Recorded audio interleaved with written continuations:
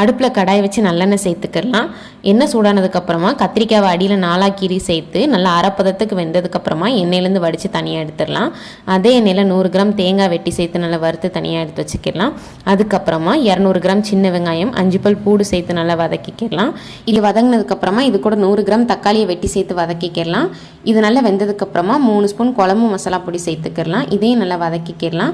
இப்போ நம்ம ஃபஸ்ட்டு தேங்காய் வந்து நல்லா அரைச்சிக்கிடலாம். அதுக்கப்புறமா வெங்காயம் தக்காளி மசாலா உள்ளே சேர்த்து தண்ணி ஊற்றி நல்லா அரைச்சிக்கிடலாம். ஐயா அடுப்பில் கடாய் வச்சு நல்லெண்ணெய் சேர்த்துக்கிடலாம். கடுகு வெந்தயம் சீரகம் போட்டு தாளித்ததுக்கப்புறமா சின்ன வெங்காயம் வெள்ளைப்பூடு வத்தல் கருவேப்பிலை போட்டு தாளிச்சிக்கிடலாம். அதுக்கப்புறமா அரைச்ச பேஸ்ட்டு குழம்புக்கு தேவையான அளவுக்கு தண்ணி புளிக்கரைசல் உப்பு எல்லாம் சேர்த்துக்கிடலாம். தடவை கலந்துட்டு குழம்பு நல்லா கொதிக்க வச்சுக்கிடலாம். குழம்பு கொதித்து பச்சை மணம் போனதுக்கப்புறமா கத்திரிக்காவை சேர்த்துக்கிடலாம்.